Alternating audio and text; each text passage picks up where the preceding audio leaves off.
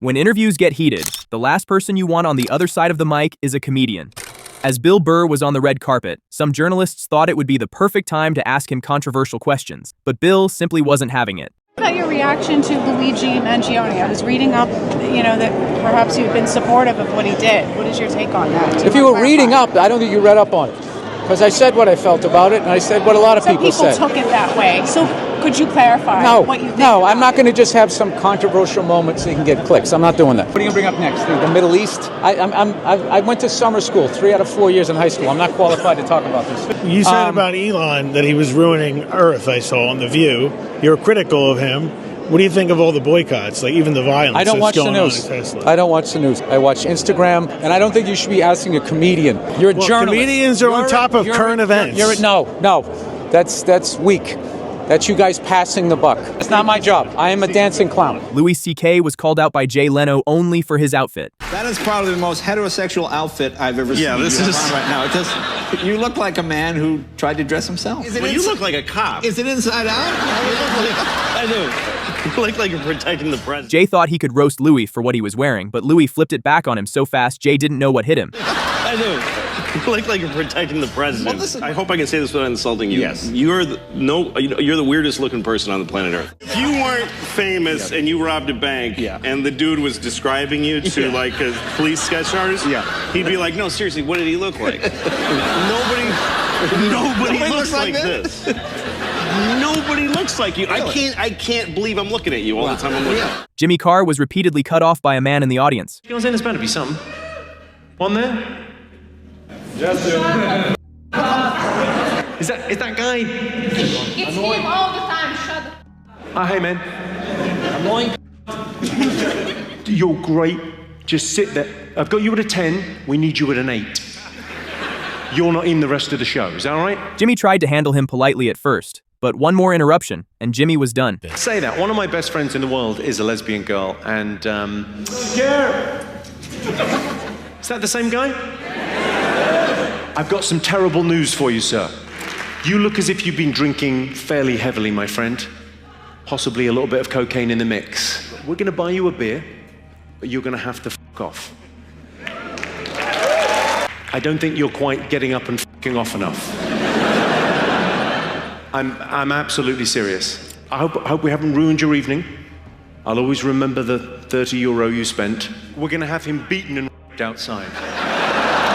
Christ, if I hadn't kicked him out, I think you might have Eddie Murphy on The Dick Cavett Show was asked an unexpected question after he confirmed he'd seen Huckleberry Finn, and the host seemed completely nervous afterward. Ended by the word in it? Why? Where'd that come from? No, it's just that there's a big flap in various parts of the country where people want that, great American novel taken off the shelves because the word him as a character. I thought you would say the various parts of the country where they enjoy hearing someone say that on television. No. And it says cable. It's like we're sitting in Memphis like this. I like that, Kevin, boy. You see him saying right in front of us? I don't like it. Sitting 2 inches away. You know me better than that. A New York Times reporter accused Andrew Schulz of dodging questions about Trump's economic policies, while suggesting he did press Bernie Sanders on those topics. I thought, it's strange that he's not asking Donald Trump about more pointed questions about economics. What did I ask Bernie about economics? Well, you guys talked a lot about economic inequality. But what about policy? It's an issue that matters to you. What would you like me to ask? I don't know the specific question. You're making an accusation that I didn't ask something, but you don't have the thing that you would have liked me to ask. Here's a good moment for accountability. Do you think it was fair to present that economic policy question to me about Trump, not really knowing what you're talking about? Yes. I asked you a question. Okay. That's where it feels gotcha to me. It doesn't feel gotcha. I'm sorry. I can't tell you how you feel. No, this is good. We're both. This is good. Therapy's good. Cat Williams went for the throat when a radio host brought up his past arrest, breaking a promise to keep it off limits. They're heating stuff up. You're good at telling us about what's going on in jail. Yes, ma'am, and getting out to tell you. But I'm going to tell you at an arena named Phillips, and you going to tell me at the Atlanta Comedy Theater. And help me get to the salon. All right, it's the People Station Viewer 3. Your hair is kind of... That joint was. My hair is 19 inches long and I have no perm. You don't? Oops. Oh, that's not a perm. No, it is not. Nice lady. That's natural. Come run one of your gnarled fingers. Never Lil Mama. I'm Lil Mama's baby daddy. No, you Lil Mama. You probably shouldn't talk about sizes. No, that's okay. You big on the radio. That's right. And you're big Turn in it prison. down. And you're yes, big ma'am. in prison. I've never been to prison. You have 19 several felonies, times. no convictions. Yeah, Knock it off. Prison and jail aren't the same. One of us has $12 worth of jewelry on. If you want to have Wanda's jewelry, please go to Citgo or Quick Trip at any point. If you buy 2 packs of Newport 100s, they will give you everything Wanda has on right now for $7.99, and it comes with a free car wash. Won't you come on down? An interviewer criticized Joan Rivers' brand of humor. Even with your fashion critiquing, while it's very mean in some ways, people can't wait to hear what you have to say. Really? It's not mean? You can. It's not mean. I tell the truth. I'm sure I say the same things that all your viewers say to their friends sitting next to them on the couch. But she kept pushing, and at last, Joan completely shut the interview down. You have some shock value to you. I mean, on the cover of your book, you're wearing a fur, and you knew that there would probably be animal rights activists. You know, this whole interview is becoming a defensive interview. No! Are you wearing leather shoes? Yeah, Shut up. I'm You're wearing leather shoes. I'm not an activist. You're eating chicken. Yeah. You're eating meat. I don't want to hear this nonsense. Come to me with a paper belt, and I'll talk to you. Andrew Schulz again owned the Full Send podcast when the host got busy texting mid-conversation. Don't offer deals. True. So they're going, well, I'm getting f***ed. He's probably getting f***ed. You know what I'm saying? 100%. It's hard to have empathy for that. Yeah, no, that makes sense. I think we lost him. No, my fault. I don't even know where I was going to go. Where are we at? You know? What bothers you the most right now? Nothing. Nothing bothers you? You looking at your phone while we're doing this interview, and everybody's seeming disinterested. Were you looking at notes or texting girls? Notes. Yeah. What do you mean? Me taking time out of my day to do this and then feeling Dude, like I've I'm never forcing you guys to do the podcast. I've never been more That excited to annoyed do me. a podcast. Say again? I've never been more excited. I'm sorry. Andrew recognized something was off in Steiny's apology and tore into him for that. You don't have to apologize. You asked me what annoyed me, and I gave you an honest answer. Wait, are you being serious about that? Yeah, that annoyed me. Really? Yes. So if someone Is that surprising to you? Well, if I'm looking at my notes, I have some things personally that I wrote that I wanted to ask you. Not on there.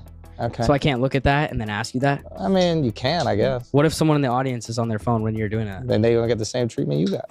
Then he got shots at the entire podcast. Are you guys friends with each other? Yeah. Like, Why, you don't genuinely? get that vibe? Yeah. No. Why not? Because the chemistry is weird. Well, There's almost none of it. Why do you say that? I don't know. It's just, I don't get it. What's confusing It's though? just an so I can help awkward break it down for you. podcast. It's like a weird thing. Do you guys, do you have stories where you bust balls? They're... Yeah, well, we usually have a different guy who sits in. Yeah. We wanted to have Steve on this one, so yeah, he sat with in. Brad. And what, Yeah. Brad usually drives it or something like that? What do you mean? Is he usually driving the interview? Why? You don't think we're doing a good job of that? No, not really. I mean, it's not my favorite. Right now, you're making this podcast about you, which is the most boring part of the conversation. We have much more interesting people to discuss whose lives are more fascinating. No. Oh, I don't have to want to do a podcast again. I honestly can't tell if you're playing a character or not. And I think that that's a real problem. There's an irony when a TV talk show host tells a comedian that stand-up isn't a real job. And you'll be working, doing stand-up comedy? Yeah, doing stand-up. Not really work then, is it? Not proper work, it's not like a proper job. The people at home watching have to get up like me and get their hands dirty. Like you? Yeah. You have to pop in and drink some goose fat. That's a diet book no one's going to buy. Okay, now... Then there's Steve Harvey when half of his front row left in the middle of his TV special. Hold on. Hey, dog, where y'all going? This a movie we shooting. We just can't have the front row empty. Bring your back. Hey, dog, hey. Okay. He kept going after a guy, and the anger was clearly visible on his face. I knew you was gonna come back. Left something, didn't you? They told me backstage your name Boogie. All right, Boogie. What you do for a living, Boogie? Computer school. Computer school. Boogie, come on now. I asked you what you do for a living, and the answer that popped into your head was computer school. Let me rephrase the question. How do you earn money? Technology. Computer technology. We shouldn't say this to one another as black people, but you can't spell motherfucking technology. No good and hell well, your ass ain't into nothing technical. There's nothing about you that says computer or school. Now, Boogie, I'm gonna get off of you cause it could lead to trouble because you look like you done shot 4 or 5 people. Because don't think for 1 minute you can just whoop my ass. You get that shit in your mind. You can forget about the WB in these goddamn suits. My ass is from the projects. You fuck with me, Boogie, my ass act project-ish. And when it comes to roasting hecklers who does it better than Matt Rife, click here to watch.